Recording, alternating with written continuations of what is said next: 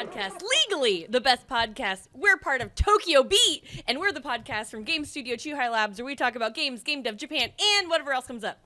So as always, we're your hosts, Kinsey and Mark, so open yourself up a Chuhai, and let's go! Kinsey, Burke, that was such a good introduction. A good one. I don't think I flubbed at all that time. And damn. like she always does, Chris, just so you know. And it's like I get to wait to see where she's gonna flub it, and I wrote it. Why did I write it so long? So it's so long and clumpy. Were you nervous because we've got such a great guest? I was not nervous. No. This very comfortable with it. Yeah. Starting off strong, Chris. And so first off, welcome back to the show, Chris. We haven't had you on in a minute. It's been like a year. It's been Chris, a year. For those who didn't listen to episode 8, who the hell are you? Hi, I am the hell Chris Kohler. I am currently I'm editorial director at the video game developer called Digital Eclipse.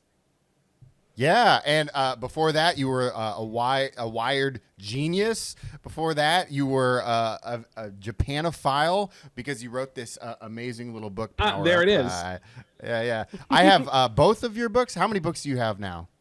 Just the 2, but technically there's some others out there, but you know, the 2 main ones being Power Up, the one you just showed, as well as Final Fantasy V by Boss Fight Books. I still am the author of those books. I didn't have to give up being the author of those books to get my new job. But what's great is there's a third book. I'm working with Press Run, which is the new book imprint of limited run games, working with Jeremy Parrish and Jared Petty over there, doing a book that's basically going to be called something like A Collector's Guide to Squaresoft, 1983 to 1996. And I basically, the very short version is I collected all the Squaresoft games from the founding of the company, pretty much all the way to the merger with Square Enix, basically. So the whole run of Squaresoft as an independent entity. And Jeremy was starting up the book thing, and they wanted to do like collector's books. And so he photographed everything. And then I wrote about every game.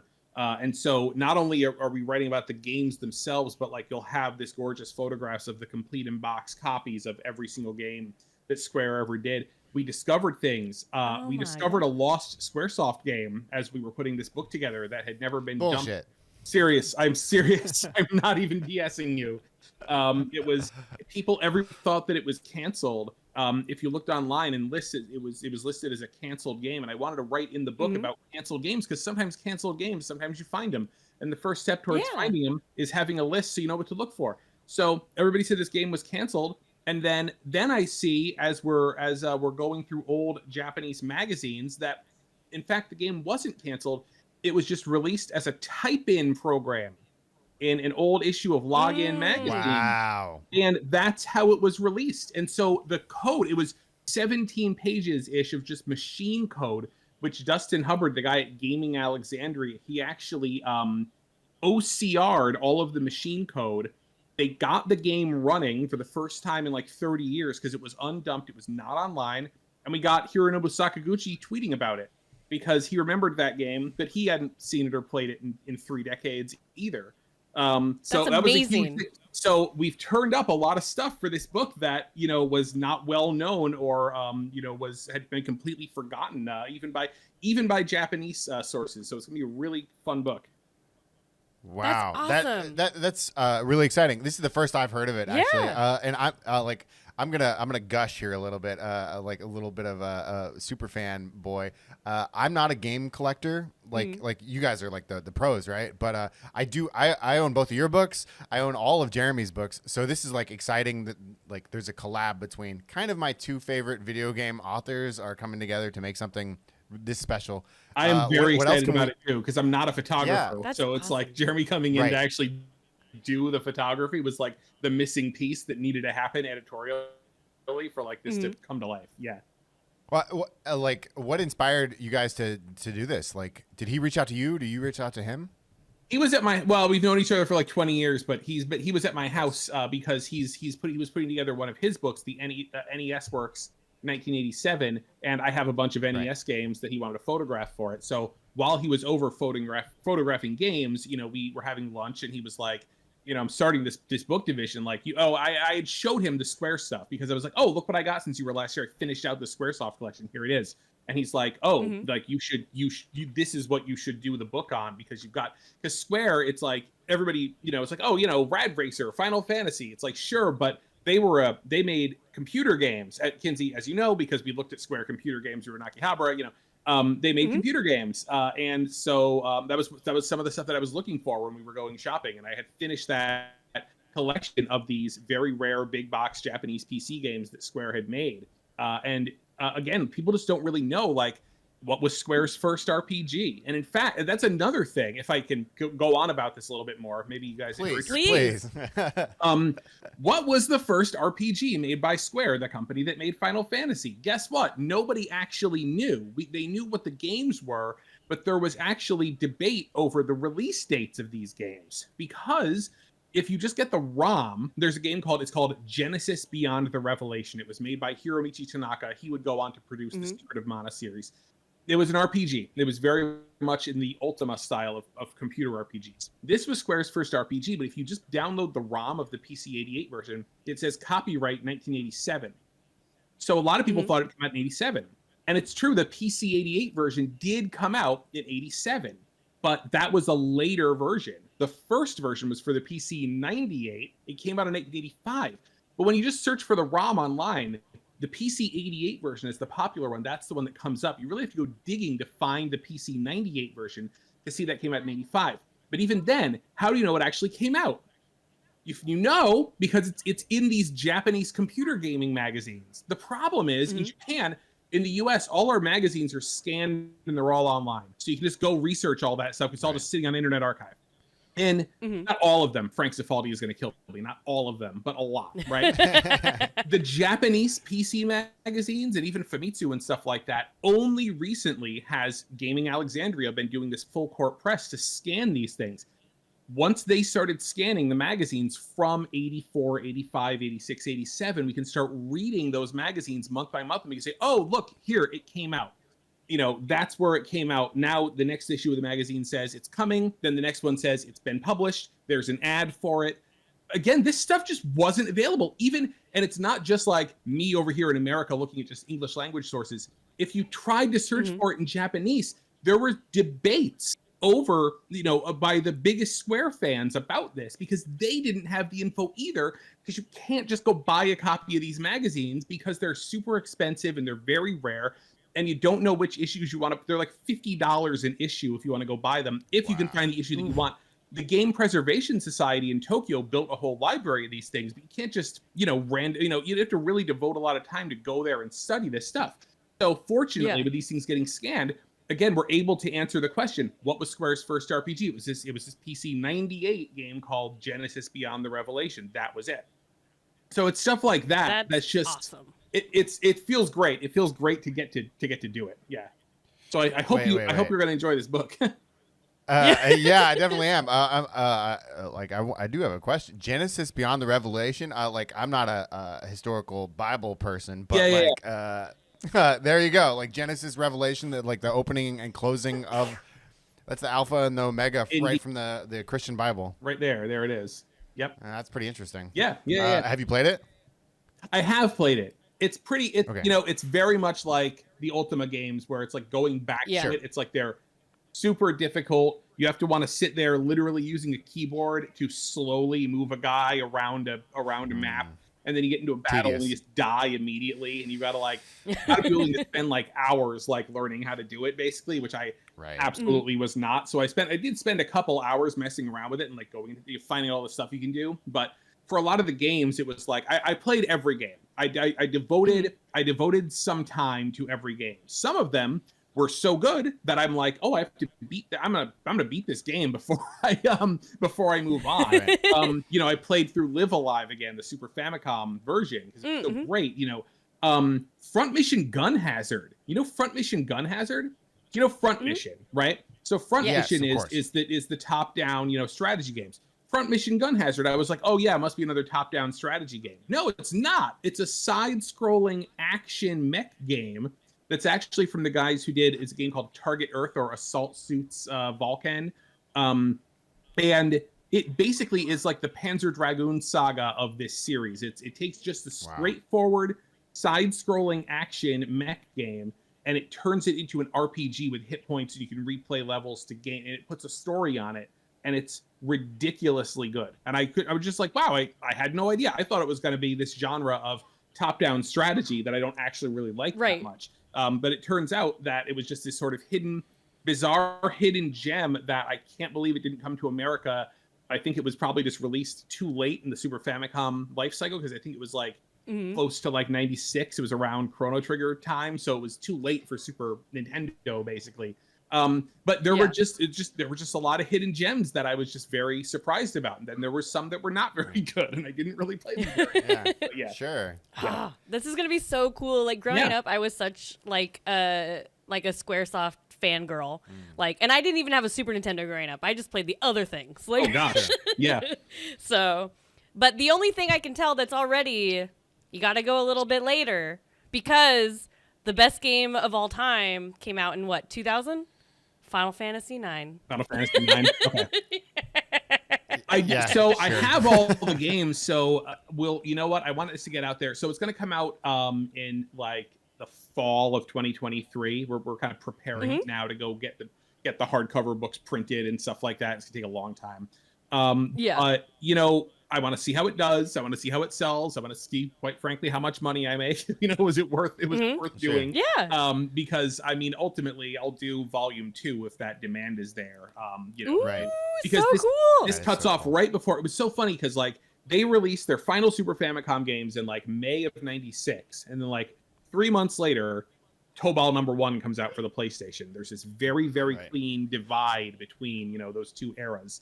And so there's a lot of great games, obviously, and a lot of really interesting stories to tell there. But I'm not going to do Square Enix after that, because then it's too modern, and then there's just way too much stuff. You know, I'm very interested in this very limited story of Squaresoft. You know, this boutique publisher that, you know, made these, you know, best in class role playing games, and were very, very focused on what it is that they were doing. Yeah, I mean, I like to reiterate what Kinsey said. Like during the PlayStation era, like if it said SquareSoft, I was buying that game. Yeah, it didn't I based matter. that like on a lot of my game purchases. When I had like my one game magazine when I was a kid, and I didn't really have very many friends who played games.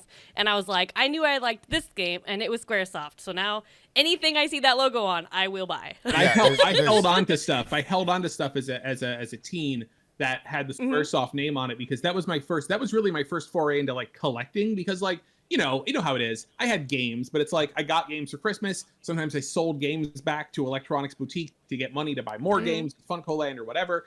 But for me, anything that said Squaresoft on it, I was holding on to. And if it said Squaresoft on it, I wanted to go out and get a copy, because I was like, and then the first time I went to Japan in the year 2000, I was like, because again, you know, I just loved Square so much, and there were all these Square games that we never got. You saw them in magazines and stuff like that. Again, the year is 2000, so like emulation is not really even that great. You know what I mean? And also importing games in America is very expensive. You know, but when I went to actual Japan, all these games that I wanted, they weren't like $10. They were like $1.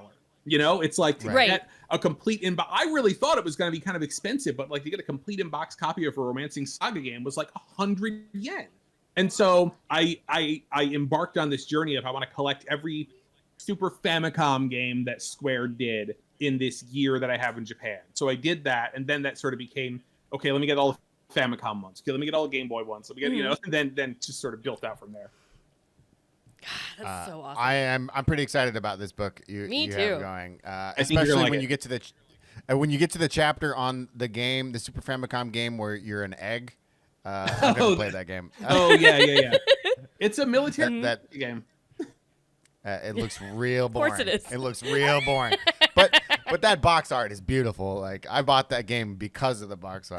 Totally. Even if you like dislike the Squaresoft game inside, the wrapping, the packaging is like I've tried to play Saga games. I just can't get into them. Like the crazily wide open nature of it just doesn't really appeal to me. Like, I like the RPGs that have a little bit more direction.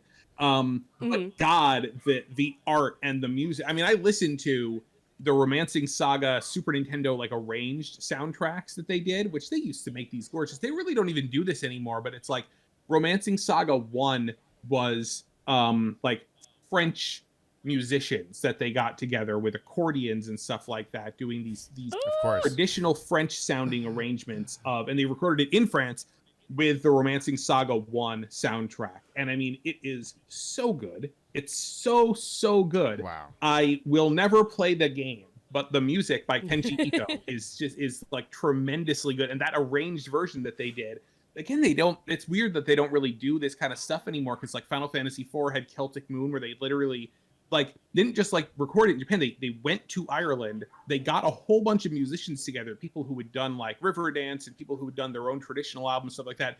It's actually the Celtic Moon people was a pretty like a who's who of like Irish traditional, musicians. And they had them record the Final Fantasy IV music. It was amazing. They did this stuff. No big deal. Crazy. Yeah. Anyway. This is going to be a great book. Right? And you heard it here first, folks. You heard it here first, everybody. 2023, buy it. Buy a lot of them, because that way we can get volume 2. Yes. Hell yes. Hell yes. Sounds great to me. And yeah. And we have a great episode lined up for you guys. As always, we'll start with what we're playing, and then we'll go right into the main topic, which is going to be real cool. Then news, and then we'll answer your questions from Discord. Hello, my name is Dan Gorman, one of your trusty Chuhai Labs Discord mods, and this is another episode of Play This Shit. Today, I'm recommending that you play Art of Rally by Fun Selector, a beautiful racing experience inspired by the golden era of rally racing. In this game, you'll drive iconic designs through gorgeous environments in a highly stylized, low-poly graphical style. This is racing stripped back to its absolute basics, just you, your car, the road, and maybe some crudely rendered fans on the side of the road cheering you on. And amazing music. Since this is from Fun Selector, the creators of Absolute Drift, you can expect tight controls that will have you drifting into the zone in no time. It is absolutely the kind of game you can play and just watch the hours drip away, maybe put a podcast on, crank the music, and just drive. Unfortunately, this game just dropped off Xbox Game Pass, but it's well worth the money, and if you're a fiend for this kind of thing like I am, you should totally buy it. When this dropped off Game Pass, I went and I bought it, because that's what I do when games drop off Game Pass, because I like doing that. It's available on Steam, GOG, Epic Games, Xbox, Switch, and PlayStation, so you have no reason, no excuse not to play Art of Rally by Fun Selector. I love it. I loved Absolute Drift. I loved Art of Rally. I think they're doing amazing stuff at Fun Selector. That's it for today. This has been Play This Shit. My name is Dan Gorman. Play good games. Bye. Until next time. See ya.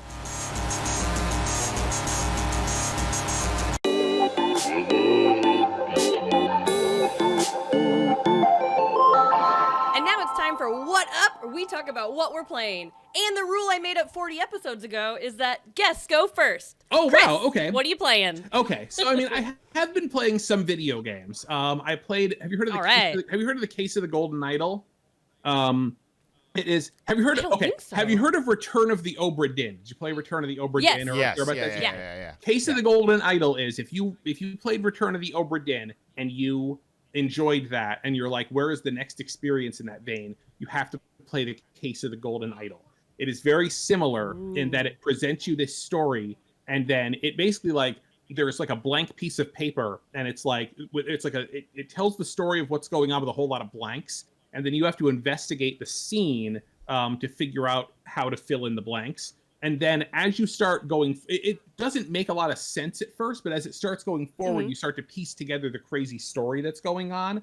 And it gets much better and more interesting. It's a quick game. It won't take you longer than maybe 5-6 hours, maybe for the whole thing, maybe a little bit more, if you're depending on how thorough you are with the puzzles and stuff like that. But it is really, I saw it because Lucas Pope, the creator of Return of the Obra Dinn, was tweeting about oh, this is the next game you should play if you like Return of the Obra Dinn. Oh, wow. So I played that. That's phenomenal. I was replaying a little bit of Sam Barlow's Immortality. Have you messed around with Immortality that much? No. Oh, it's so great. It's so good. This is exactly my kind of thing. It's like, the narrative based, observing a scene, following along. I was so taken with that. I mean, I think that's my game of the year.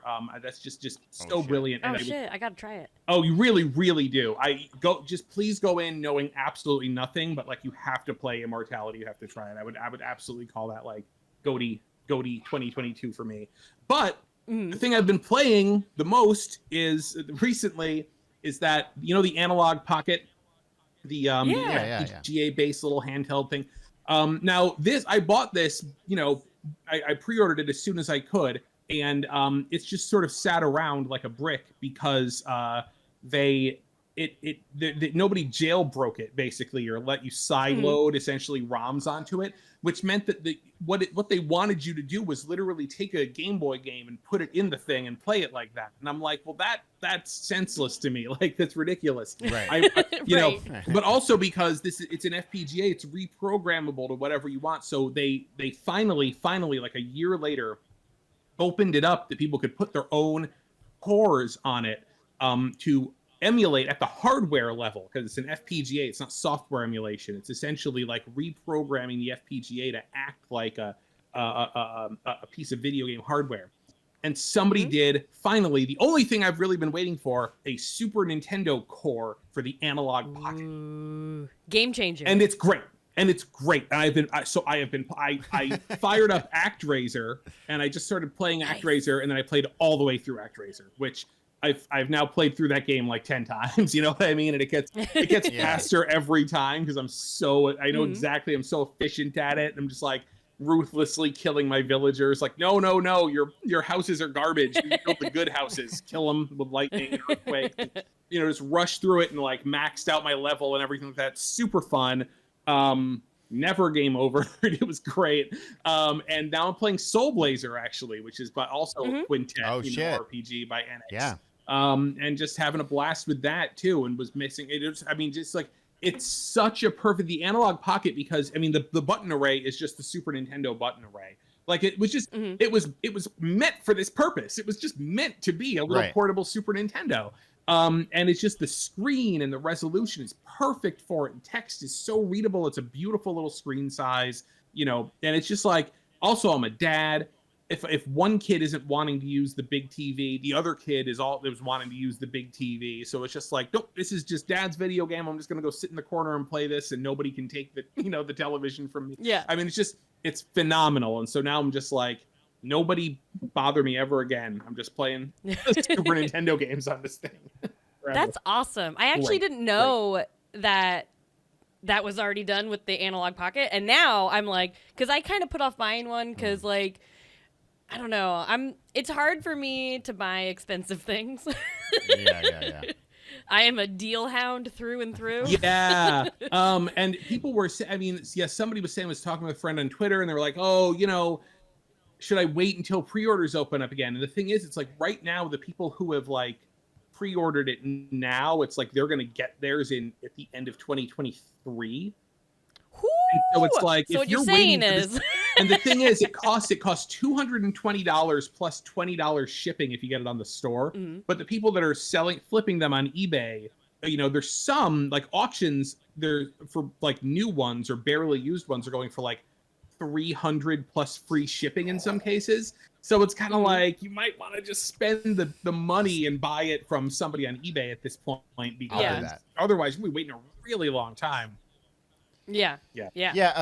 Coincidentally, on Monday we had a friend of the show, and one of your friends, Jake Casdell, came over, and he came over to the office, and he was like checking out our Analog Pocket owned by one of our coworkers, and he was just saying, "Oh, this motherfucker Chris was talking about," and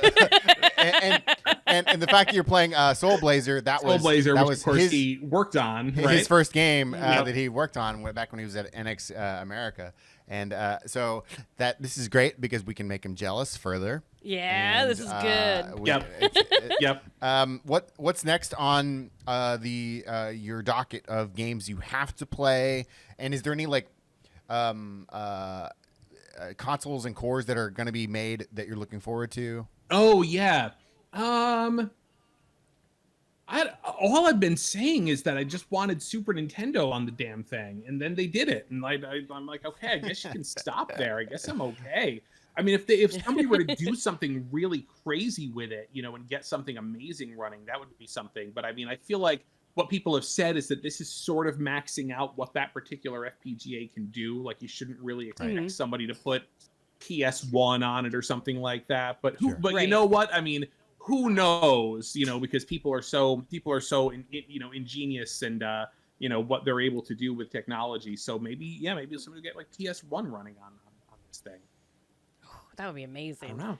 But yeah, maybe you're right. I think I should just go to eBay. I mean, That's probably the way to do it. Yeah, just eat shit a little bit. Like, instead of waiting an entire year, I would rather pay $70 or whatever the premium would be just to get one. You know, have it maybe now. I'll wait till that yen gets a little better. Yeah, right. It's going up, right? It's going up. I bought so much. Actually, I bought a Moogle. It's sitting right here. It's a little Moogle drawn by Yoshitaka Amano. That's actually. It was sold through his art dealer. So I mean, it's it's legit. It's got the it's like sealed in the frame with the certificate on it and everything like that. Wow, cool. And it's I recently went to an Amano. Sorry? Right. Yeah.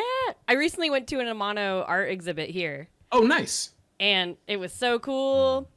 And I'm really jealous of your Moogle sketch. How much was it? That's what that's his point. He was saying like he saved 30% it was something. right.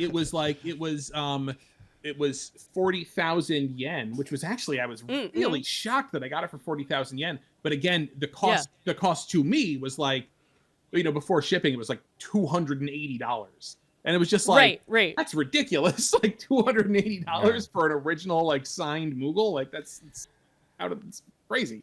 But now it's going back up again. So it's like, I think the salad days might be over. It used to be a wonderful, it was like 68 cents for 100 yen or something like that. Now it's an unimaginable 75 cents for 100 yen. Right? When I first got here, I remember I hadn't like built up my like Japanese bank account yet, so I was still using like my US cards. Yeah. And like I would shop on Amazon Japan and it would show me the total in yen, and then as soon as it realizes I'm using a US credit card, it changed it to US dollars. And I'd be like, like 30% off. Right. Yeah. It's a good feeling. Yep. Of course, once you start getting, hunters. I know, once it flips though, and you start getting paid more in yen and having to convert it to dollars. Yeah. But you know what? There's been up times, there's been down times. There has been times when I've gone to Japan and it's 120, or it's like, you have to pay $1.25 to get 100 yen or something like that. And it's like, that, when it hurts, it changes your attitude for sure. Yeah. Yeah, definitely. Well, all right. Mark Lentz. I'm not playing. What are you playing? I'm not playing anything at all. Okay, hold on. I would be playing. I bought a bunch of games this week, but my Nintendo Switch is bricked. No. I don't know. I don't know. Like, what did you do? I don't know. Right? I don't like. Chris, every day I play Spelunky. Every single day. Okay. I play the daily challenge. And 2 days ago, I turned on the daily challenge, and I didn't have time to play through it or die, so I just set it down, turned it off, or whatever. And then I came back and turned it on, and it said, hold your console for 15 seconds, or the power button for 15 seconds to restart. Something went wrong. Yeah. And I did that, and it has not turned back on. Uh-oh. And I think it's gone for, and so does Reddit. Okay. So I am not playing anything. What do you think? Life goes on. Was it a Jap? Did you buy it in Japan or did you like buy it in America and bring it? I did buy it in Japan. Yes, okay. I did buy it in Japan. Okay, so you are in the right city to walk it down to Nintendo HQ and get it fixed. Yeah. Hello, Mr. Miyamoto. Please. Wait, no. Don't they accept stuff on site for they do. That's not in Miyamoto's bedroom or anything like that. But like, there is a place that you can go drop things off. I've never been. Nintendo in Redmond has that. Really? Yeah, so you can just drop shit off. You have to look at this as an opportunity. This is an opportunity. You get this to is networking, go. baby. You get to go to the drop-off place and see what that's like. That's a good idea. Podcast material. Field trip. All right. You done good, kid. Yeah, you know. I'm glad I brought up. I'm an editor. Like that's what I do. I see feature pitches. All right. It's a good idea. So, enough about that. Kinsey Burke, what the hell are you playing? So I know I talked about it last week, but I haven't played anything else, and I've been playing a lot of this. So I'm playing Pokemon Scarlet, and last night I just beat the Elite Four. So I basically am a Pokemon champion now. Oh, nice. And I am actually really enjoying it. I know it's gotten a lot of flack online for all the things, and even I was critical of it last week.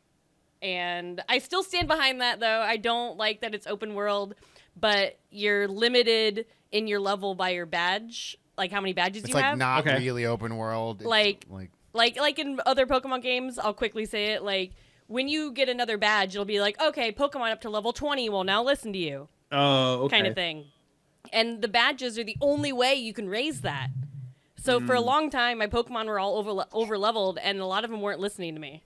And it was really irritating to, like, and you didn't lose know a battle. That, yeah. I knew it was the badges, but I wanted to, like, play my own way because it's an open world game. Right.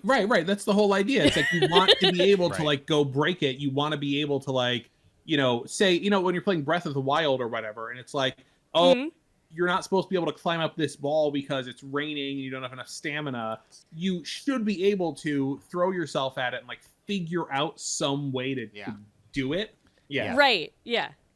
But this is like a binary, like you just can't.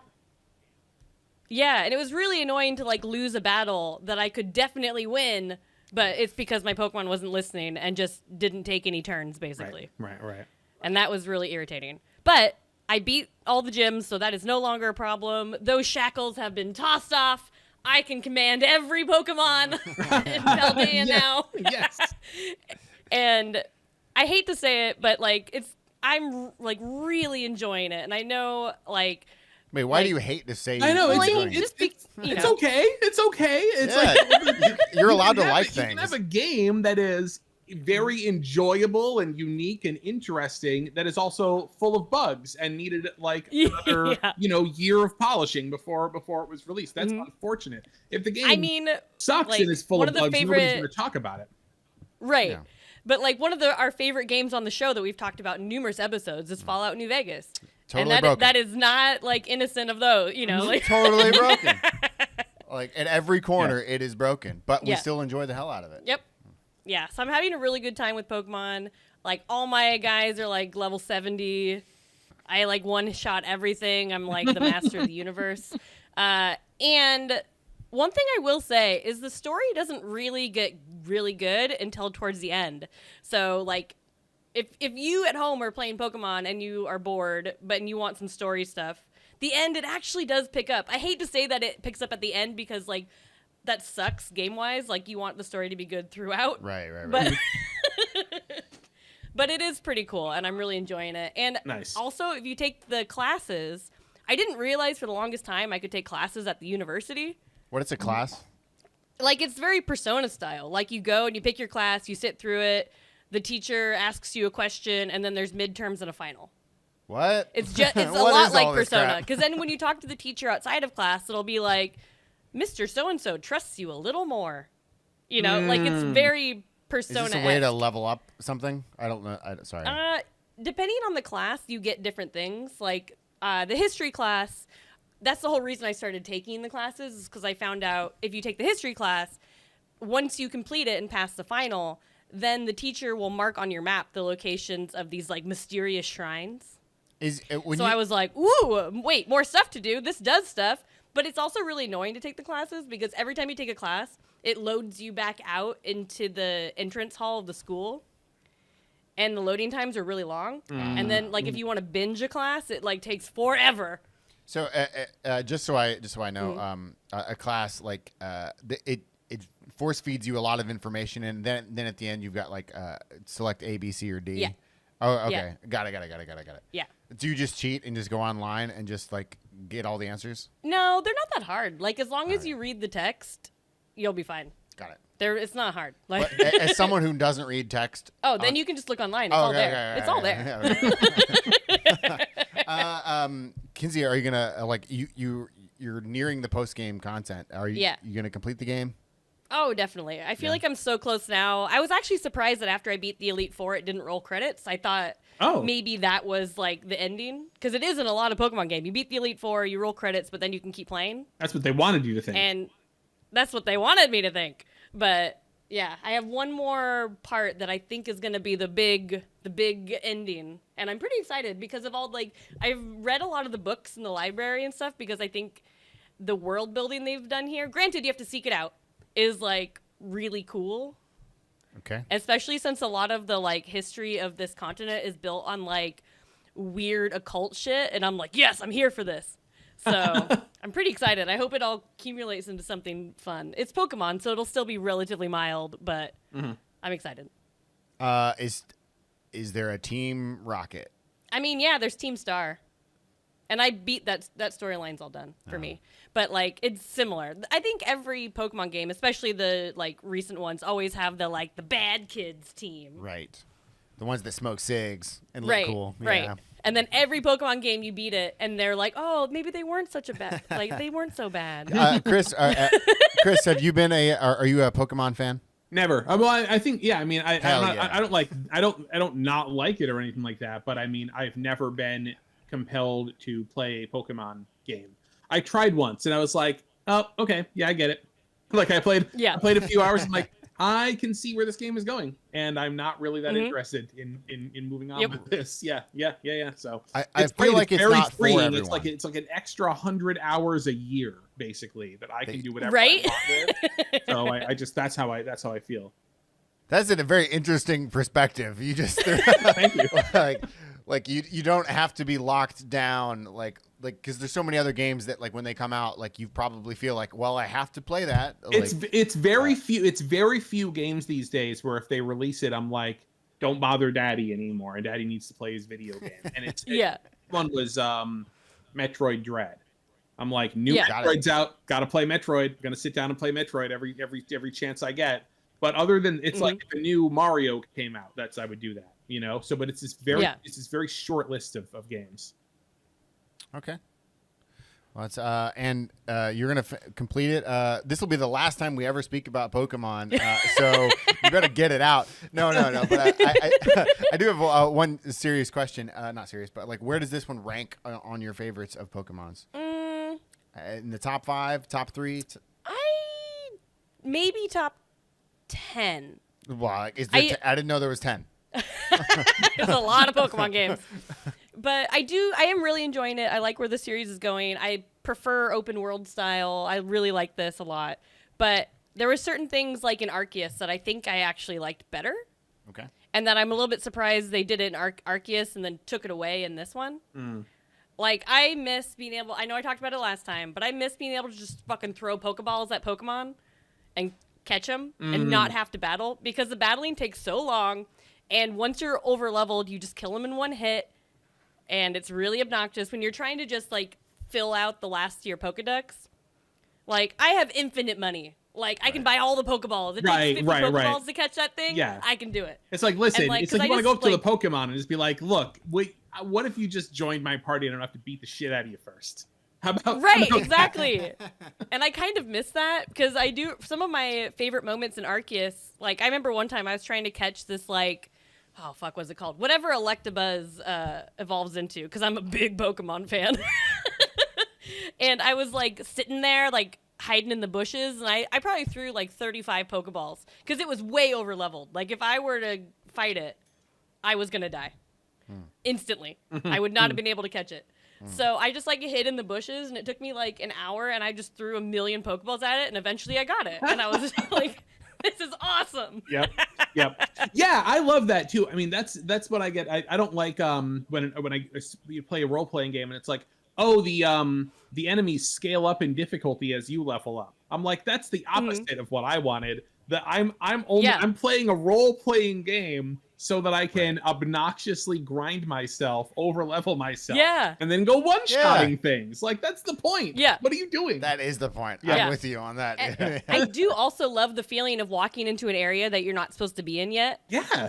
And either being like, oh shit, I gotta leave, or be like, how do I do this? Let me try to if I could just kill one. Yeah, can I like wiggle my way through this? Can I like maybe beat one enemy? It's like, oh, maybe I'll just go try to grab that treasure chest and then bail, that sort of thing. Yeah. Fallout New I Vegas. love that feeling. Fallout New Vegas, baby. Yeah. Yeah, that's what I do every single time. Mm-hmm.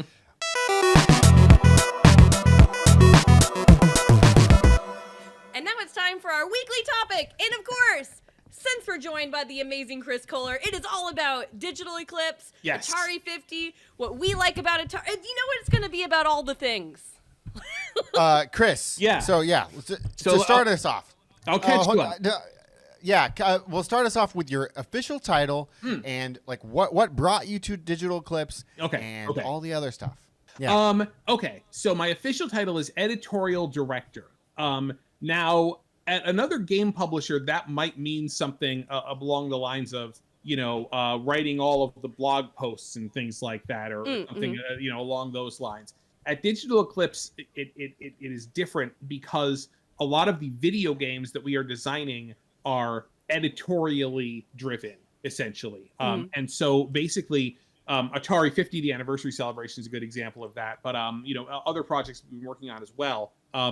I am in charge of the historical research and the writing and the editing and the gathering of that material, essentially, and the historical presentation of the games, and making sure that we are on track with that and doing it the right way.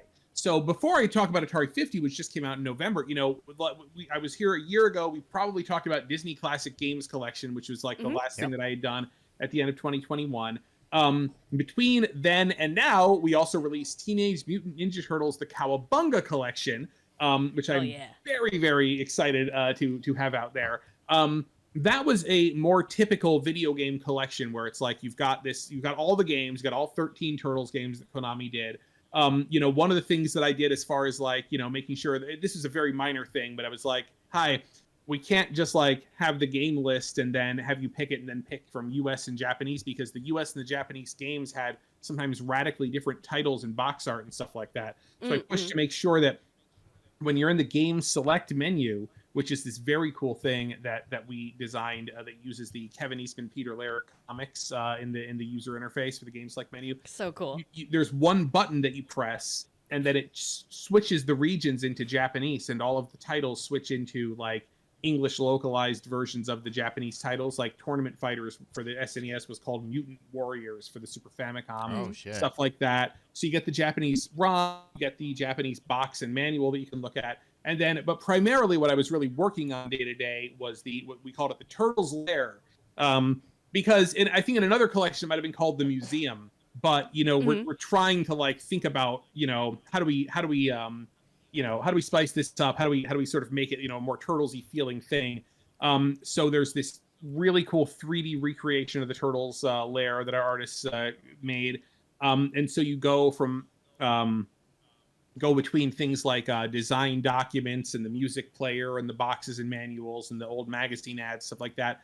I was out at the Strong Museum of Play in Rochester, New York for a week, going through their archives of old magazines and trade publications for the toy industry to find whatever I could that was Turtles related, so we can put it in the game. So we have some crazy stuff in there. We have the Strong had the original press release that Konami sent out to promote the first Turtles game.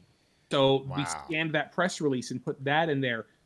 Internal company catalogs that were distributed at CES and stuff like that had like early versions of box art and things like that. Like we tried to find as much as we possibly could. And then Konami came through. Konami actually does a very good job archiving their old material because they actually have like a Konami archive building that's like I heard like it's like a few hours away from the main office in Tokyo, and only certain people can even go in there. And this was like the height of COVID that we were trying to get somebody to go in there and look for us. So, like even our producer at Konami couldn't just fly to Japan to go do it. And so like we got somebody in there, and they basically found like binders and binders full of just pencil, all the design documents for all the Turtles games, and it was almost 2,000 pages of stuff. And they're like, what do you want to put in the game? And we are like, everything, absolutely everything. And it's this incredible treasure trove. And then I was like, okay, it's all in handwritten Japanese. We have to get these translated. And then we did a translation overlay, basically, where you have the document, you can press a button and bring up a layer of translations that sit on top of it. So if you want to, and people have absolutely done this, just spend like 10 hours just literally sitting there reading through the design documents for the old Turtles games and finding out how they were made, seeing the cut content and stuff like that. You can do that. And so we were really, really proud of that. So it did really well. And so then for Atari 50, which we had, we knew, that was, we were sort of working on it like, kind of simultaneously. It was like, okay, in so many of these game collections, it's all kind of the same thing where it's like, there's games over here, and then here's the bonus content. And it's like, we wanted to, and Atari wanted to do this as well, because there already are Atari collections out there. There's collections of Atari games. We're like, this isn't a collection. This is the Atari 50 anniversary celebration, celebrating 50 years of Atari. And it's going to be like the museum is the whole thing. The museum is the whole show. It's going to be this narrative journey through Atari history. And we're going to use those digital artifacts, or the original art, or the trivia, or the video interviews with developers. We're going to take all that stuff, put it all into this cohesive narrative presentation. And then the games themselves also become digital artifacts in that presentation.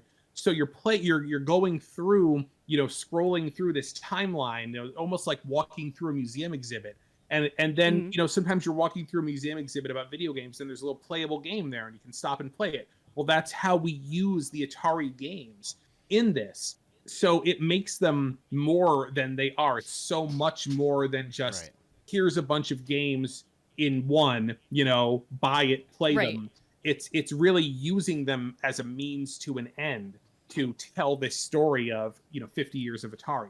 And so as editorial director, my job was to like craft that narrative and like put all that together.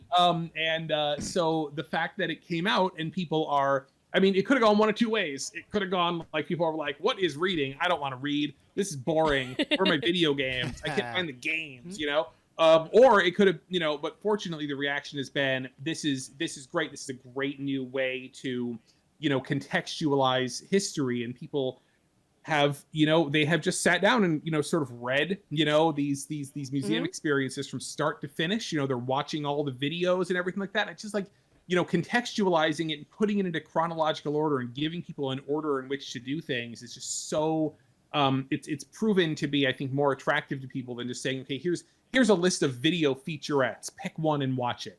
It's more about like, okay, here's the video that is describing what you've just been learning about now, and then you scroll immediately. It's like, now you just learned about Pong, and then you scroll to the right and it's like, now here is Pong. Now try Pong, now try Breakout. Now you watch this video about Breakout. Now look at this, cool art from Breakout. And it just, So, that's what we did with Atari 50. And that's the success I think that we've had there has really, has strengthened our resolve to try to keep doing it like that with further projects if it is possible, because it works as this great, we can now, instead of like going to publishers and saying we have this crazy idea, now it's like, look, it worked. Look, we did it and it worked. Yeah. And it's, doing well. And this is not, and so that's that part of it. Many amazing people at Digital Eclipse did a lot of other stuff. So, one of the other big things is it's full of new games as well. We have engineers/game designers who worked on six totally new games. We did Sword Quest Air World, which is what Atari did, Sword Quest Earth World, Fire World, and Water World for the 2600 back in the 80s. And they stopped before they finished the series. And there's a contest tied to the series. We're going to win to win crowns and shit? Yep. To win a $25,000 jeweled sword of ultimate sorcery, which apparently just got melted down and went back to the Franklin Mint who was making it.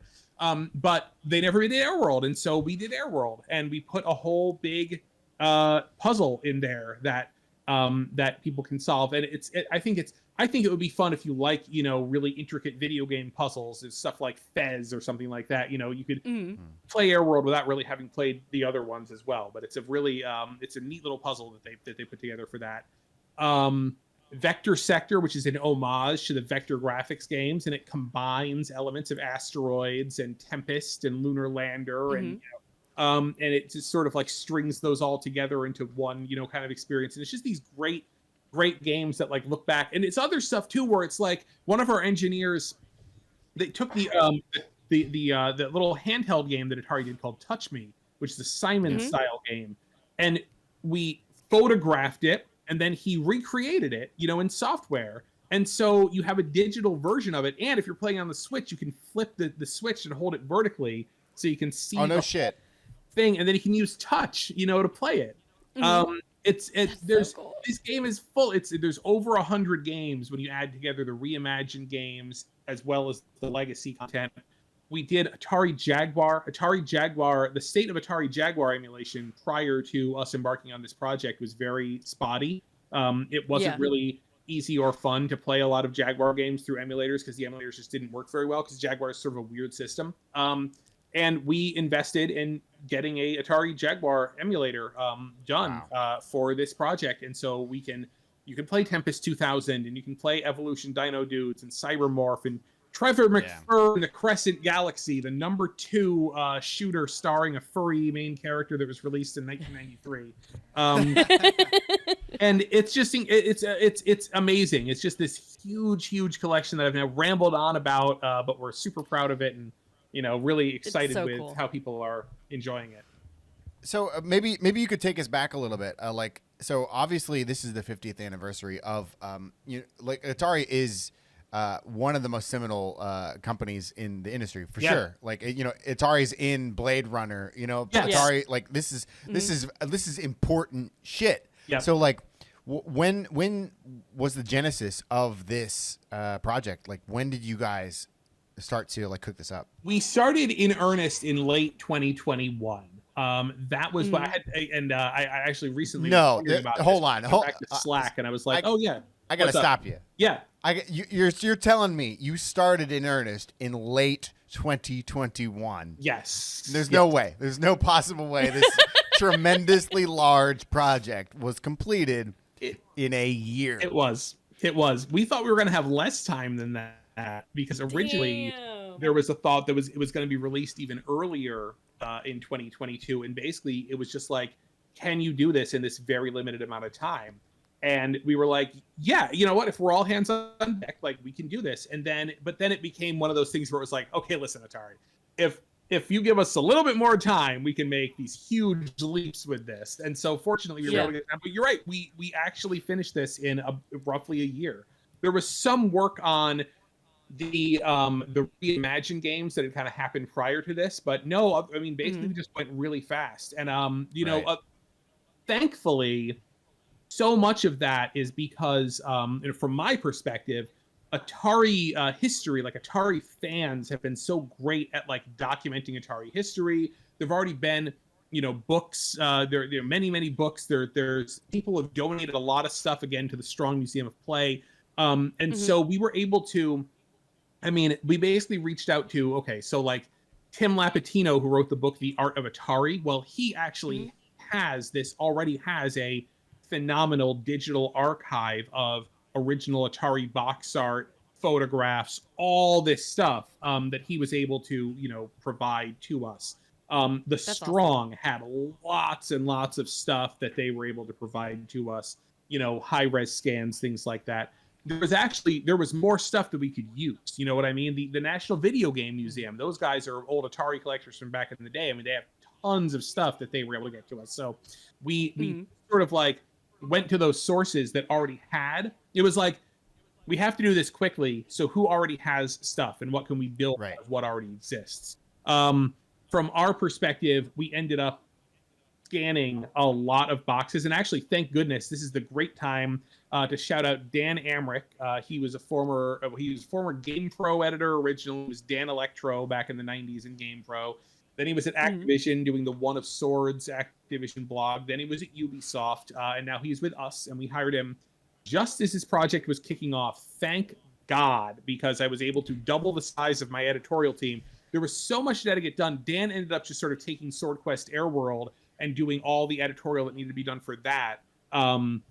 As far as writing the whole manual for it and writing all the descriptors of all the items and the puzzles and stuff like that. He wrote, I did the timelines, but then all the game descriptions for all 100 plus games. You know, Dan wrote all the descriptions that appear like in the game selector. We both scanned so many boxes and manuals, because the thing is, it's like the scans that are kind of already out there of this stuff, we need to rescan everything because we want it in 4K. And I mean, the stuff certainly you don't want to get it off the internet, but even stuff that was done for previous collections, it's not high res. And so we were every single box, with very, very few exceptions, unless it was like the world's most hardest to find Atari box. And even some of those, we like, it was like all hands on deck. What collectors do we know? I know a guy who apparently had the box for Bounty Bob for the Atari 5200, which is like the rarest Atari 5200 box. Yeah. That game's in the collection. And Mike Micah, our studio president, my boss, was like, "Oh, Tim Lindquist. He's a huge Miner 2049er fan. He's got the boxes." And I'm like, "Oh, great!" So I'm like Facebook messaging him. I'm like, "Can you please scan these boxes for us, like in the next couple of days, so we can get them in there?" But it was just like, and the guys at Atari Museum, which is a website based, a museum, collections of Atari stuff. They pitched in to help. They had actually just located, it was one of the first videos that you see is this old 1973 footage it was student journalists at the University of California at Berkeley in 1973 for their like final project or whatever it was. They're like, "Oh, we're going to do something on this emerging field of computer games," which at this point was Computer Space, Pong, and the Magnavox Odyssey. Like those were the three products they were like, they put together a 12-minute film, black and white film, documentary work of journalism called Games Computers Play. Again, super ahead of the curve. I have no idea how they thought to even do this. But they ended up with the extremely old surviving footage of the very, very first months of Atari. And the Pong production line and very young Nolan Bushnell and stuff like that. But the thing is, the video existed. We didn't have the rights to it. So we end up having to track down, and people helped us track down one of the student journalists who made this film. And I end up confirming with the University of California, Berkeley, that the students own the rights to student work. Like they do not own any rights. Yeah. Then we're able to figure out that if it's a work of joint authorship, any one of the joint authors can give somebody else a non-exclusive license to reproduce it without having to follow up with the other people. And then, fortunately, the guy that we were able to get in touch with, turns out that his job now, he's an entertainment lawyer. So he's totally fine. So he's like, "Oh, yeah, I'll grant you a non-exclusive." It's like, because sometimes you find people and you start asking them to sign stuff. And they're like, "Oh, you want me to sign something?" And they feel like you're trying to trick them. You know what I mean? Like, sure. You're trying to steal something from them. But he's like, no, here, I redlined it. I'll sign it, whatever. It's like, oh, thank God. Like, so easy. And the thing That's is, so lucky. when people bought the game and put the cartridge in, it had to download like a 8 gig update or something, like a huge update.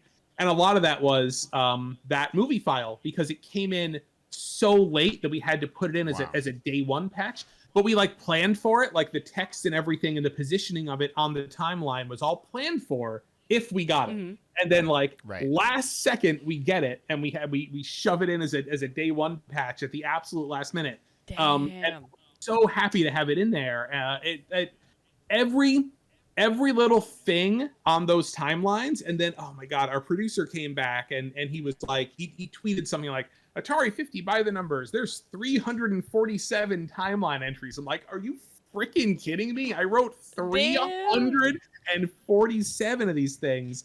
I didn't even think about the sheer volume of it. It's like 30,000 words in this game, and I'm like, it's incredible. All I remember is moments where it was like, I'm never gonna write my way out of this. You know what I mean? Like I set myself up this whole book that I have to write. There's no way I'm gonna finish this, but it's like we finished it and we got it out there, and it's a ridiculously huge project, and it's like also proving that gamers will read, which is great. Yeah. Because, it's like that people will sit and like read through this, especially I think if we vary it up as much as possible with imagery and videos and little snippets and things like that, never make it too onerous. Like you notice there's never like, here's a massive paragraph, here's a huge thing to read.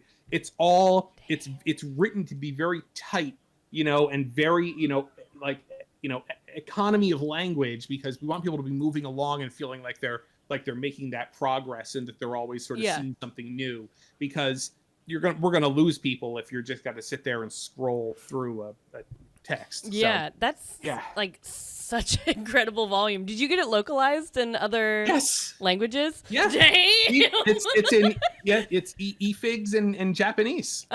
Yeah. That's awesome.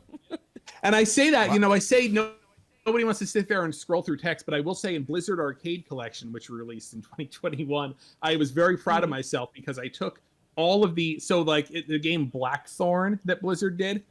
Half the manual for that game is elaborate backstory that's like not in the game, but somebody at Blizzard sat down and wrote literally half the manual, just wrote a whole little novella, and I took it all and OCR'd all of it and dumped it in, and it's way too much text. But then again, Blizzard translated that game into like 12 languages. So now you can go and read the backstory of Blackthorn in like simplified Chinese if you want to, which I think is hilarious. Ridiculous. It's so cool. What was did you guys come up with like an algorithm of, so like on the timeline when you could see a video, and then more than likely there's going to be a manual, then there's going to be like maybe an advertisement, and then maybe some writing at that point, and then there's a game. Was there like an algorithm of like what was the best the best order of the best order to like keep the momentum going? Because I want to say like I've 100% of this. Like I was a super fan from the time I turned it on, and I also didn't know anything really about it besides the fact that you guys made it, and like I trust your work because I've liked everything Digital Eclipse has done, and which this thing is fucking miraculous. Yeah, it's that's the word. I know. I mean, like now you're telling me, like I look at it as a miracle also. Like now you're telling me it's less than a year, but like which is just stupid. With like history coming in hot as a day one patch. Like whoever okayed this can go fuck themselves. Well, you know what? I mean, that's why it's like that's why it's like me doing the job, and also Dan Amrich, coming in. It's like, it took us a year, but like you're not counting the 20 years we've spent like learning about the history of the video games industry. Of course. And again, fortunately, it's not just me and Dan, because like so many of the people, again, like Micah, my boss, Tom Russo, our director of business development, they're both old journalists. They were at Next Gen, they were at G4. I mean, so we have a lot of that knowledge already there. And so it's like, if you before this project started, if you were like, Chris, talk to me for 30 minutes about the history of Atari, I could have already just done it extemporaneously. Sure. Right. Probably gotten things wrong. It was a lot of fact checking, you know what I mean? But I mean, the basic the bones of the story are kind of already there. And so like that's why we slotted so well into this job, is because we are historians, right? Sure. Yeah. And so, but I will say this, you know what you just reminded me of, because you're saying like, did you guys have like a special algorithm to figure out exactly where to put? I did this for a long time. I've had instances in my previous career as a journalist where I would sit down in front of, and I sat down one time in front of Ken Levine, his BioShock. I just played BioShock, and I'm like, Ken, I think it's amazing when you're talking to this character, and you never see any of the humans in the game because the humans are behind glass all the time, or their humans are in the shadows. And I think that's such an interesting artistic choice, which really gets to, the fundamental, the nature of the story. And Ken Levine is just like, yeah, that human is just back there because it's just a splicer model, and they're in shadow because it's just going to look like an enemy if they're not, it's like we didn't have the time. We didn't actually have the time to like make a human model. So it's just an enemy model trying desperately to not look like an enemy. And that's why it's super far back from you. And that's why it's in shadow. We just couldn't do it. And so, the stuff on the timeline is there. I mean, we considered a lot of stuff, but I mean, a lot of it was just like, all right, quick, get it in there. Does it look good? Okay. This reads okay. There was a lot of there was a big redesign. There was a big redesign because a lot of the stuff, because if you haven't played the game, it's hard to we have the horizontal timeline, and then when you want to dig deeper on stuff, there's vertical timeline. And at first, we were going to use those vertical timelines only when it was like, this is asteroids, and then below asteroids is going to be the asteroids manual and the asteroids art. But we did it, and we go in and we looked at it once it was all in there, and it was like, wow, these timelines are way too long, like horizontally, and there's not enough stuff in the vertical timelines. So there was one big reshuffle once everything was kind of in, to say, okay, we're reshuffling and we're taking a lot of the stuff that's horizontal and we're going to find ways to get it vertical. Like figure out ways to group stuff together, because we want that horizontal timeline to be much shorter and the vertical ones to be longer. So like, let's, Dan and I basically sat down and like, how do we reshuffle? So there was one big thing there where we did end up having to do that. Yeah. But you don't know until you get it in there, and start around with it until it's like, this doesn't work. Yeah, totally. I just wanted to say then, like, if there wasn't like an algorithm to it, then it certainly felt really curated, and it felt like there was some sort of like thought process of, you can't have 3 videos in a row, you can't have this because it always felt like right. Yes. That was definitely happening, although it was more of a feel thing, you know what I mean, than we have a list of rules for what to follow. But there is definitely like, okay, we have X number of videos, how do we make sure they're spread out? Okay, we've got X number of this type of content. How do we make it feel rich as you're going through and not keep it? Sometimes I feel in the arcade section there is a point where there's just sort of like arcade game after arcade game, but that's only because we have so many arcade games. They made so many amazing arcade games that were all coming out one after the other. That's kind of what happened. Right. Yeah. Not that this is apropos of anything here, but I'm gonna say that Atari 2600 Missile Command, good game. Yes. I had no idea. I had no idea that because Atari 2600, I didn't grow up with it. I'm too young. But like it's phenomenal.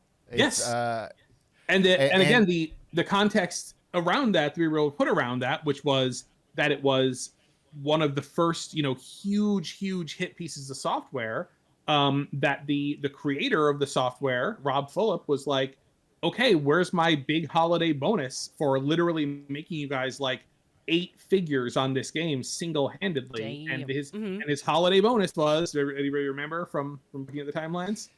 Hit it. Just tell us. Oh, no, I will. It was a gift certificate for a free turkey. Gift certificate for a free turkey.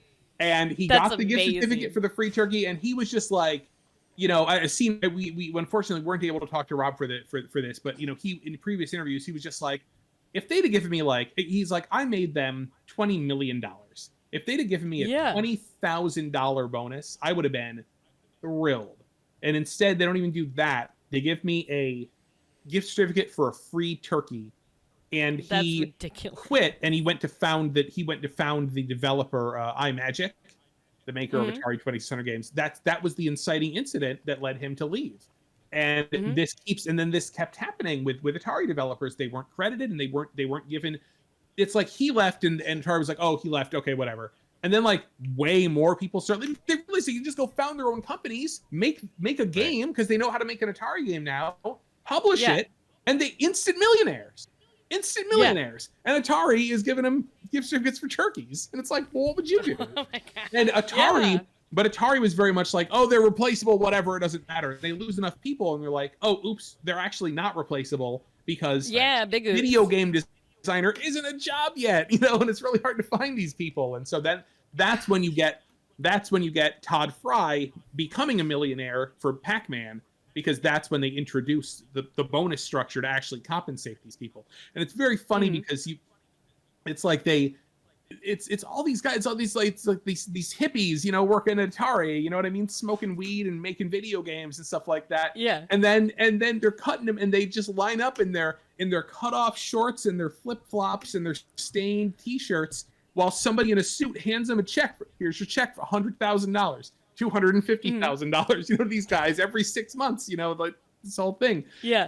And it's just this very funny situation. So if we were able to show, not all of that, but give you some idea, I think, of that in the videos and the presentation of the whole thing. This wild. Atari for those few years was just this very unique situation that will never come again. Never. The whole story of Atari is absolutely wild, and I love it. And I love that you guys made Atari 50, because that way also now so many more people know how wild the story is. Yes. And it's so cool.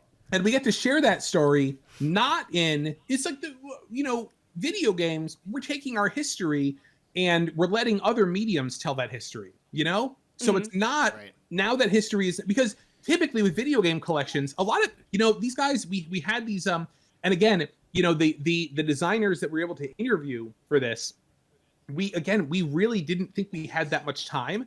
And for a while we felt we had to do all the interviews, and we actually ended up doing all the interviews in the span of like a month, because we thought we were going to have to like shoot this month, edit this month, beta the next month, release, and you know what I mean? And so we just got in. It was just like everybody hit the Rolodex. Who can we call? Who can we get in? And I forget what I was going to say, but what was I? What did I get into? There was a bit here. Well, what we were talking, what she brought up there was like, this is bringing it to a new generation of folks. Oh, yeah. Yes, that's it. Okay, thank you. So they would sit down and they would say, and we'd ask a question, and they'd say, okay, you don't want the real story, right? Because you can't put that in the game. I'm like, no, we do. We're going to put it in the game. We're going to put the negative stuff about Atari. Atari now, it's been 50 years. They're very disconnected from the Atari then. They don't mind. Sure. So Atari now is very cool about tell the negative stories about Atari back in the day. It's fine. So the video games prior to this have been these sanitized, even mythologized versions of video game history. And the real story is in a Netflix documentary, or the real story is in this history book. Well, now we, using the medium of the video game, or taking back that history of the video game, we're going to do it in a real truth-telling way in the form of a video game. Because you're right. These stories, if you read video game history books or watch video game history documentaries, you know them. But a lot of people don't do that. They just play games. Yeah. And so now they get to play the game, and they're like, I never knew that about the turkey. I never knew that about, Steve Jobs and Steve Wozniak working on Breakout. I never knew about the crazy story of the broken Pong machine that got too full of quarters to I love that story. Play. That's a great story. And that was, we had the first interview we did was with Wade Rosen, who was the new CEO of Atari. And I said, hey, I've got an idea. We did our interview, and I'm like, I have this idea. I want to ask every single person that we interview to tell the Pong story. And he's like, well, I don't remember it really well. It wasn't that he's younger than me, I think. And he's just like, I wasn't, I don't really know it that well. No. Just everybody tell it in your own way. And then we're going to assemble, everybody telling the story. And that killed. I mean, that came out so much better than I could have anticipated. But like, I could really see, like, because that is a thing that had passed into mythology, it was like, you just tell your version of it, and we'll assemble something essentially from it. That's so cool. It's up to you, the viewer, whose story do you believe, now that it's sort of passed on. Yeah. I had a long time ago, I read The Ultimate History of Video Games by Stephen L. Kent. Yep. And that's probably the book that got me into video games. I would say, like, got me into the culture of video games, got me into the history, and then comes around, documentaries like the Netflix one, and they always felt like, oh, they're leaving out kind of the juicy dirt, bits. the dirt, Yeah. like all this kind of the misery, and also the good stuff, like the some of the darker stuff.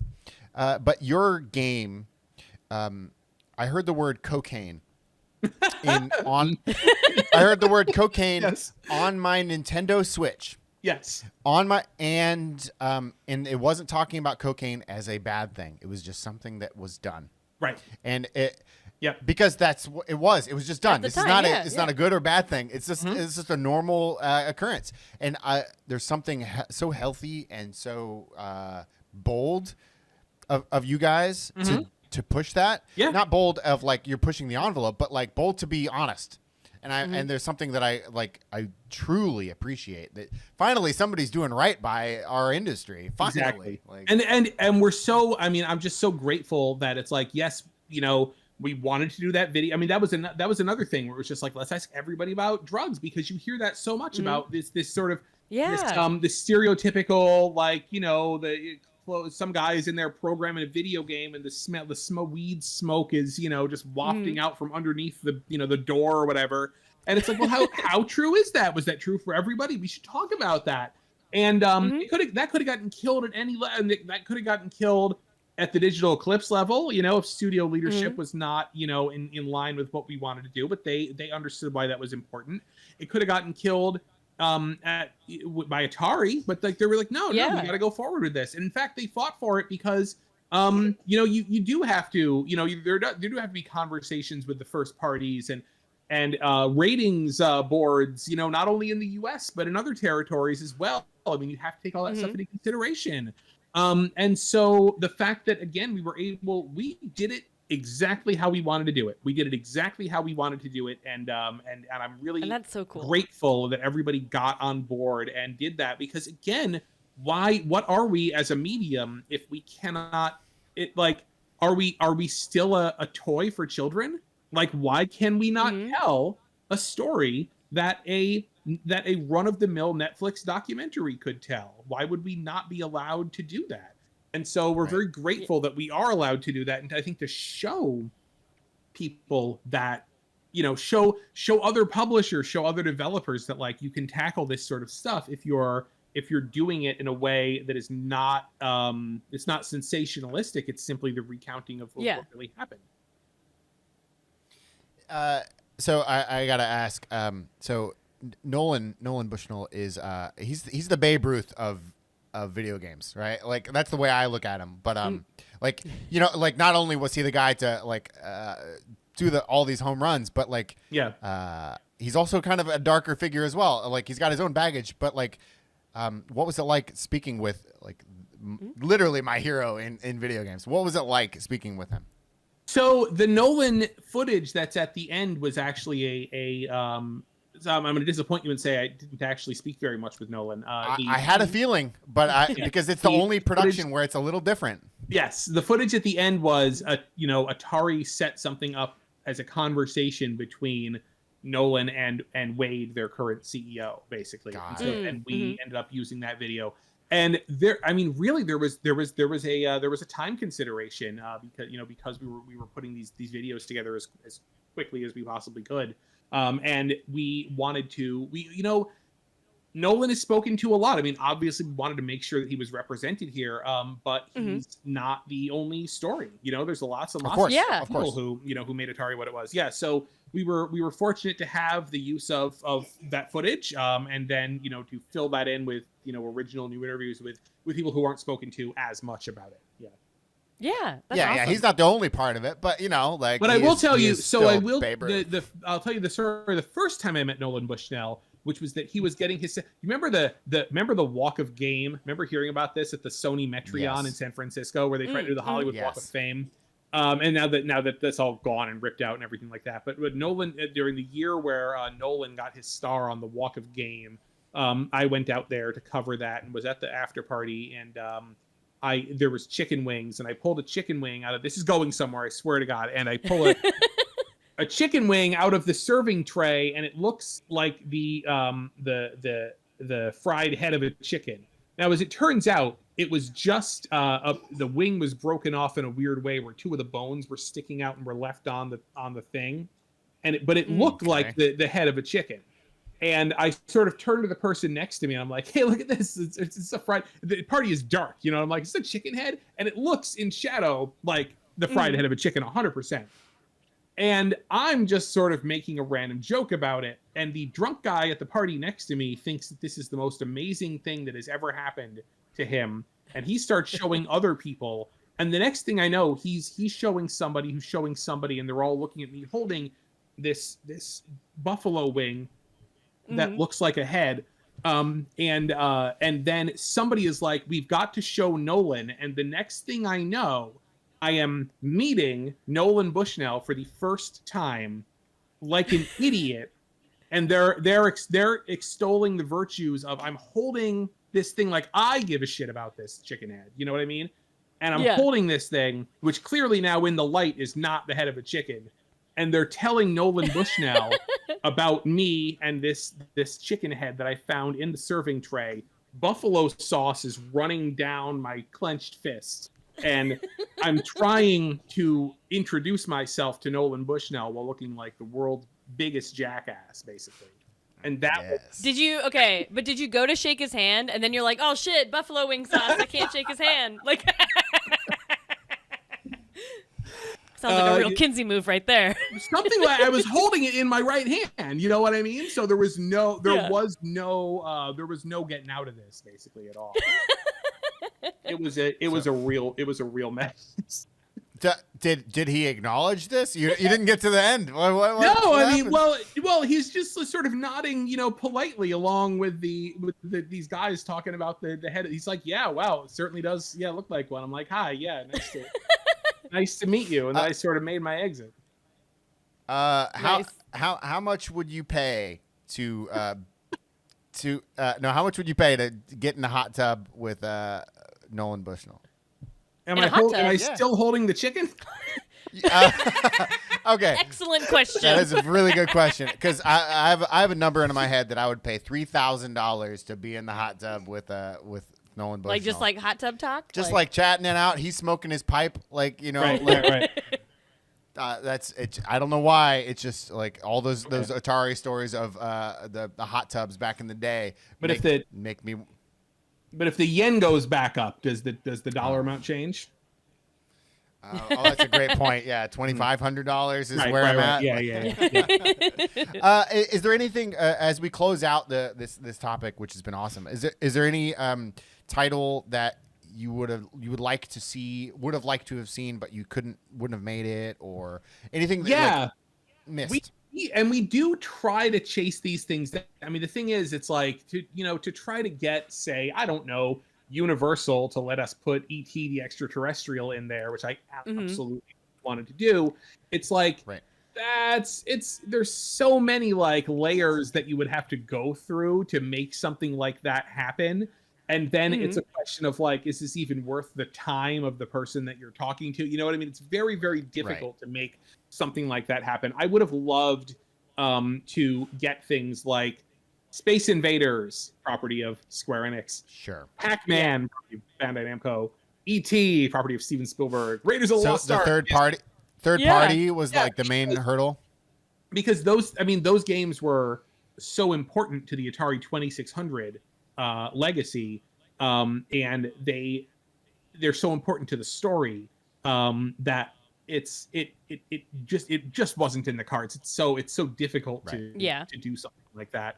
And so that would have been great. But honestly, I mean, the fact that you can play Atari Jaguar games, and I think that's what's so important, is that, like, everybody has heard of the Atari Jaguar, but nobody's played it because the state of emulation was so bad that the only way to play an Atari Jaguar game was to go buy an Atari Jaguar, no matter where you were in the world, which, I mean, that's just prohibitively expensive for most people. And then you have to buy the games, and so But the ability to, you have 9 Jaguar games, in this collection. The ability to just sit back and like just try them out and see, because it's the punchline to a joke. It's like, it's the worst video game system ever, the Atari Jaguar, but it's not actually true. It's not the worst video game system ever. There were actually good games for it. And it has the best startup sound of any game system ever. Yeah, and it's like people need to be able to experience that stuff for themselves. And so now, instead of just knowing it as this essentially a meme, it's like you can actually play it for yourself. Play Tempest 2000 on your Switch. The game is amazing. And so that's that. I think I'm very, very excited that we were able to do that. I had nothing to do with that. The only thing I had to do with that was that when this project got started, I was like, we need the Atari Jaguar. It's so important. Yeah. Like, that's gonna be the thing. That's gonna be the hook. Because now it's like, what I do think it's great that in the way that we presented this is causing people to say, gee, the Atari 2600 predates me by so much, and I never even grew up with these games, but I'm finding now that I like them, because I learn about them in this collection, I try them, and I like it. That's great. But right now, like a lot of people that did grow up with Atari, it's like the people who, you have people who grew up in the 16 and 32-bit eras, and they're looking for 16 and 32-bit era nostalgia. So, I mean, it's so important that we got the Lynx in there as well. We got the Lynx and the Jaguar. And so now we got the 16-bit kids, interested in this, because this is something, Atari 2600 is not something that they remember, because they were not even a merged sperm and egg at that point. You know what I mean? Like, but they remember the Jaguar. And so it was a huge selling point. And I was like, we have to try to do it. It's so important.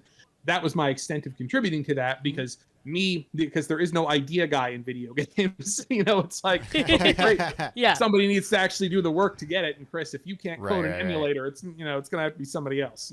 So it's just very fortunate. I just love the people that I work with, because they're so talented, and we can make stuff like that happen. And it just blows my mind, like, every day what they do.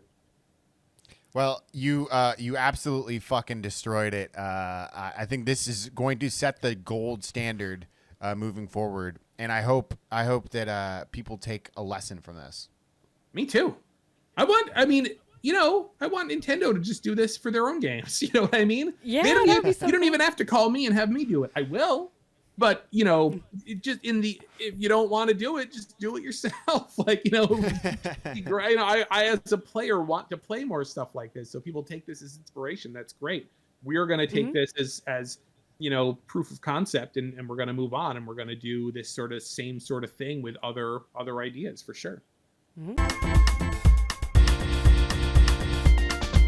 it's time for the news. And our first story today, it's time to plan that trip to Japan, because Bit Summit has already announced their 2023 dates. The Kyoto Indie Focus Show will take place on July 14 to 16, and I'm assuming that means the 14th is going to be the business-only day. If you're a developer who wants to show your game, you can submit an application on their website right now. Through January 31st. Okay, so first off, Digital Eclipse getting a booth, right? Oh man, I would love to. I'll talk to people. I don't know. It's like the problem is, it's like, what is that's a huge expense, and like, what is the potential takeaway for us? You know what I mean? Like, what is the just write it off or whatever. Right? Sure. That's how it works. Yeah. Chris, when was the last time you went to Bit Summit? I think I have never been to Bit Summit. I've never been to Bit Summit. What the fuck? I know. I should have gone when I was at Wired, because I had a little bit more in terms of, like, budget that I could play with myself potentially.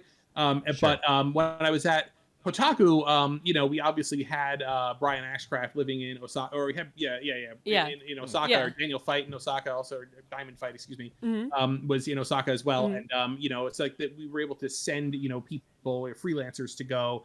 I would go to Tokyo Game Show, because that was the big one, but I've never been to Bit Summit. I'm so sorry. I want to go. You can this year from July 14th to the 16th in Kyoto, Japan. Chris Kohler coming soon. You've already decided this. I see. Okay. Yeah. Oh, yeah. And next up, We've talked about it several times on the show, but we're doing it again. A new trailer dropped for the Super Mario Brothers movie, and this time we got to see Donkey Kong's new look and hear more from Princess Peach.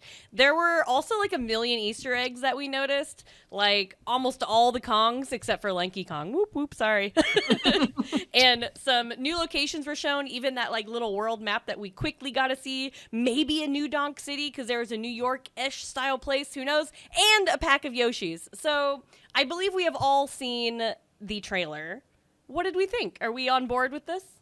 I'm going to be the voice of by the way, Chris, I'm usually a cynical person. This movie looks pretty fucking great. Okay, great. I'm done. It definitely, it has that like it's got that like this is the West view of Mario, which is something we don't really like. When Japan makes Mario, they have a certain angle on it that they take. Yeah. But for us, it's like we think of the Super Mario Brothers Super Show, which is something that people in Japan never ever would think about ever when they're creating a Mario-based thing. So it's like you see Mario Super Show references, you know what I mean? Like you see that sort of thing. It's got that self-referential sort of thing where there's that one scene where it looks like to train Mario, they set up an obstacle course for him that looks like a Mario game. Yes. That's all very clever kind of self-referential stuff that I think is going to play very well with the international Mario audience in a way that it would be very different if this was like Studio Ghibli was making this movie or something. You know what I mean?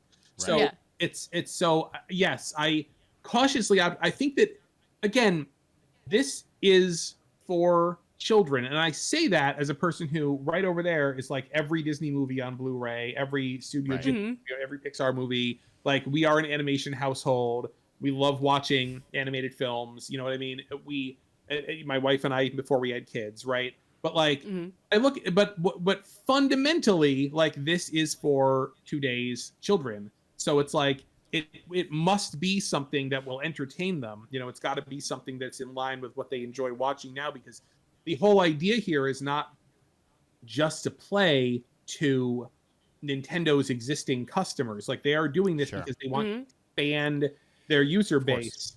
And so you have to ask, like, what is Mario to a person who has not played a Mario game in the last 20 years? Because like my kids, I think I was wearing a Mario shirt one day when I was dropping my daughter off at daycare, and the daycare lady sees the shirt and she's like, "Oh," and she's like, "Da-dun, dun, da-dun, dun."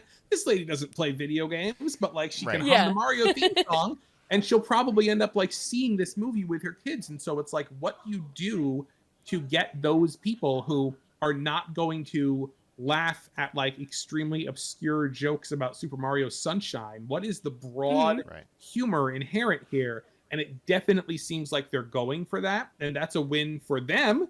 And that's a win for Nintendo, because ultimately, I mean, look at this. Like when you consider, you know, that old stat, very old stat that may or may not be true anymore, that Mario is more well known around the world than Mickey Mouse. You know what I mean? That might actually be true now, even today. When you consider how pervasive Mario is in the culture versus how many people purchase Mario games, there's a disconnect. So I think that this has that opportunity to get people into it and to just grow Nintendo's presence essentially in the multimedia, sort of in the world at large. And so I think that's what they're going for. I think it has the potential to do that. Yeah. Great. I am still like cautiously optimistic. Like I think the animation looks amazing. Like I'm really excited to see it, but I'm still a little bit skeptical. I think Chris Pratt is the weakest link of the voice actors, because everyone I've heard so far, like Jack Black and like they all sound great. And yeah, I don't know. This is where I disagree. I mean, like, I don't care about Chris Pratt one way. Like, I have no dogs in the fight. I just like, I want there to be one straight man, as far like one normal character Yeah. throughout the whole. I don't want everybody's voice to be annoying as shit. Like at the end, you know, like just one person to be like, oh, I'm that, you know. Yeah. Like so. Yeah. I'm sort of glad that sorry. I do like that there were. I mean, it is kind of weird. I mean, obviously it is celebrity stunt casting, right? I mean, Sure. not Yeah. only for Yeah, of him, course. for everybody, and that's how they do it with the, you know, sort of like Illumination or DreamWorks films. It's always Yep. celebrity stunt casting. It seems to work for them. It probably gets more adults and things like that. It is definitely a marketing led tactic Yep. to do that Of versus course. voice actors. On the other hand, I mean, again, there's multiple times in this trailer where you hear like Chris Pratt like delivering a Mario line, but like super seriously. It's like, let it go. Woohoo. Let's Mamma go. mia. Let's go. It's just very Yeah, I mean, I actually think that only Jack Black is bringing it. To me, Yeah. if we're gonna like come down on people, Jack Black is crushing, and everybody else is just kind of like, all right, it's fine. I'm excited for Charlie Day as Luigi. Yeah, there's a lot of I'm room on that one. really excited Like, about no, that. I don't know why, but I'm really excited. I think he's great. That's gonna be wild. I think. Yeah. Yep. At least I hope that's gonna be wild. But yeah, like it is at the end of the day just celebrity stunt casting, and yeah, it would have been a lot better if they had cast voice actors for sure. But I think all in all, we're kind of in on this at Nasty Labs. I'm in. We're I'm excited. all in. Yeah. Like, yeah, it's gonna be great.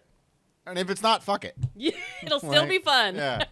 I think it is, and I think you'll see. I mean, you know, we will see how this all turns out. But it's like now it's like, you know, we see Nintendo with this movie. We see the establishment of Nintendo Pictures. We see Super Nintendo World. We see all these things that they really, quite frankly, probably should have been doing a long time ago. As far as like really like giving it that try of like expanding out into different, you know, expanding the IP out into different mediums that can reach more people.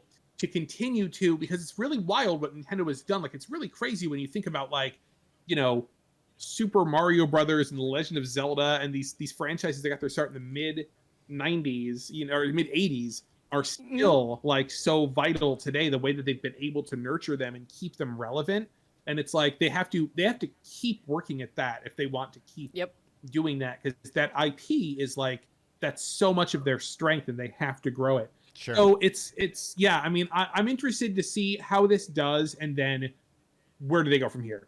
You know, because Mario thing works. What do they do with Zelda? You know, what could they do with Metroid? You know, like what can they do with some of these franchises to continue to do this? Because the Mario movie would have been unthinkable 10 years ago that they would partner with people behind Minions to make a Super Mario movie. You know, and so I think other things that we think are unthinkable can now be thought if we were talking about like Netflix live action Metroid or something like that. But I imagine there's a bidding war. It can't be crappy. No, it has to be done well. Yeah. Right. I imagine there's already a bidding war with all the other IP. Like I imagine they're setting this all They're being up. approached by Netflix. They're being approached by HBO or whatever. Like they did. You know, one time at E3, Metroid Prime 2, when Metroid Prime 2 was being shown at E3, I was like behind closed doors, like seeing it on a big screen, about to do my like hands-on demo of the whole thing. And there were some other people in the room, and the PR person whispered to me like, "Oh, Chris, these people are they're making a Metroid movie." And so like there was a Metroid movie in some stage of development at that moment in 2003, 2004, or something like that. And so it's something that I think Nintendo has explored, but it's like, you know, if they brought out a Metroid movie in 2005, you think that movie would have been good? I don't think it would have been good. The person, I don't know who those people were. It wasn't Uwe Boll, but like it was, you know what I mean? It was probably not would have been the best movie. But now I absolutely think that they can get people on board who are at the top of their game. You know why? Because the people making the decisions grew up playing Nintendo games. It's not this foreign thing where it's like you have people who were born in the 60s and 70s, and now it's the 2000s, and they're making decisions about movies to make. It's people who were born in the 80s and 90s who are the creatives on this thing. and you get stuff like Castlevania, the Netflix series. It's not a cynical cash grab. It is made by people who love and appreciate it and want to bring it forward, in that way. So that's what I hope. That's my hope, is that we do see more stuff like that, because I like it. Me too. Oh yeah. And now it's time for Call Me Up, where we answer your questions from Discord. And if you ever want to ask us a question, head on over to the Chew High Labs Discord, scroll on down to the Call Me Up, and ask your question there. And we'll probably answer it. Yeah, and if we don't, remember to slide into Kinsey's DMs right now, and she'll answer all the rest of those questions. Ooh. You fucking freaks. First question is from Alex Kind of Cares. And this is a really good question. Does Japan celebrate Christmas? If so, what are y'all's plans for this year? Also, what's the best food/drink to bring to the Chew High holiday party? They're going to get Kentucky Fried Chicken, Alex. That's how that's how Japan celebrates Christmas. Yeah. I love that, like, Kentucky Fried Chicken became the Christmas meal of, like, Japan, because someone back in, like, the 70s or 80s was like, this is how Americans celebrate Christmas on this commercial, and he's like, and I'm an expert. And then all of a sudden people are like, oh yeah, that makes sense. Right. And it just crazy took off. It's one of those, it's either nobody does it, or like the entire nation of Japan, it just decides en masse, like, yes, that is what we will all do. Let's all you have to order Christmas. it. You have to order it ahead of time and schedule a time to pick up your KFC Christmas dinner. Yeah. It's almost like Father's Day, or like these made up holidays by Hallmark. Where, it's kind of like that. I mean, I think it's probably like KFC kind of invented it for Japan, of like, this is what we do. Like, they just decided, and then it stuck. And what is the best food to drink to bring? I feel like the really obvious answer is Chew High. It's absolutely not. The best drink is American bourbon. That's what we drink around these parts. But when I think of a holiday party, though, I always think of mulled wine, like that eggnog, kind of thing. baby. Eggnog. Eggnog's gross. I'm sorry. Well, I'm in the team eggnog's gross. Yeah, but you're picky. I'm not that picky. She is. But I do also, I've really started to appreciate fancy Chew Highs as well as not fancy Chew Highs. They are pretty good. They are pretty, I'm coming around on Chew Highs. We're gonna make a Chris Kohler flavor Chew High when he gets here. It's gonna be dedicated. We're gonna figure out what that flavor is. What is it? What do you think it would be right now? Right off the dome. Japanese curry flavored Chew High. Yes, I thought you were gonna say that. Don't do it. Because that sounds disgusting and amazing all at the same time. It's like that Thanksgiving dinner Jones soda that they came out with years ago. Yeah, it's like that, savory. What you do? Soda. No, this is what you have to do. Is that it has to be like the Jones, where it's like they have all the different bottles that come in one rack, and it's like, this is the turkey, the cranberry sauce, and it's like you have to do the curry flavored, and then like katsu flavor, and then like cheese flavor. And then like sausage flavor, and so you have all the different. And do you drink them all at once? If you get them, I will. Yeah. Okay. You put it all in like a beer bong, like a Chew High bong. We're all like dumping them, and that's gonna be that's pretty exciting. All right, next question. Go on. And this one is from Steven, and this one is all about Atari. So early Atari games have some names that lack the punch of games in later generations. Sometimes they're literally just describing what the game depicts in the least interesting way. Other times, they're trying to be cool, like Yar's Revenge. What's the best Atari game name you can come up with? So these are new games. New titles. Yeah, new game. We just make up the game right now. If you had to name an Atari game, do you go the bad route, or what are you gonna do? Well, I'm laughing because Stephen's example of his Atari game is called Snow Driver, and the description is it's just a driving game with bad controls, which honestly is so accurate and would actually be a good game. I will tell you, I rather than actually answer this question, I'll regale you with another anecdote that did not make it into Atari 50, which is a lot of designers talked about. So a lot of the times, the question of what game do we make was really led by marketing. And so marketing would marketing would quote unquote design games by just writing down the name of a game, because as Stephen points out, a lot of these things were very high concept, because like a lot of these games, like nobody had ever made a volleyball game before. So it's like, somebody make volleyball, Right. try to do that. Somebody make a game out, and so they would write down, please make these games. We feel like these games would be good. And every time they would circulate this list among the designers, the joke was that marketing would always put this game, they would put Rock Fight. Rock Fight. Rock Fight? Rock Fight. And nobody, they could never nail anybody down to what Rock Fight was supposed to be. As near as they can figure, it was like two people throwing rocks at each other. But Atari marketing, they really believed that if they could put out a game called Rock Fight, That's wonderful. So mine is Rock Fight. That's good. My thoughts are either throwing rocks at people, yes, or rock, paper, scissors. Rock but Fight. just making it more exciting sounding. Yep. All right. What's yours, Mark? Mine would be it's called County Morgue, and you have to you can only do two things because it's an Atari game, and that's put the body in the refrigerator, and it's on the wheels. The caster wheels spin all the time, so it's really hard. And you have to get it in there before the body rots. Is the body just like slowly rotting as you're pushing it in? Yeah. Cool. And then also in County Morgue, you've got to cut the body open and find the bullet. Oh, okay. Like what's that game? Oh crap! What's that game?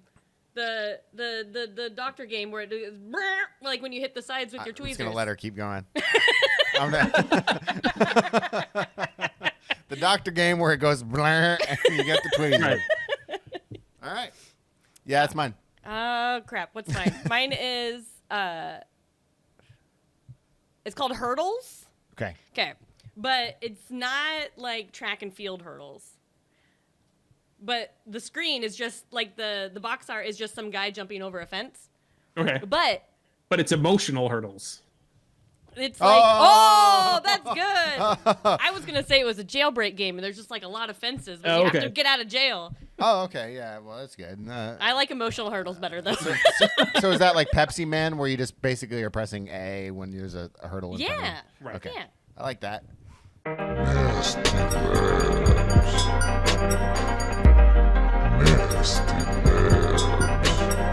that's all the time we have for today's episode. Thank you so much for listening, and huge thanks to Chris for coming on our show again. Not a lot of people come back. Yeah, you're only the second person.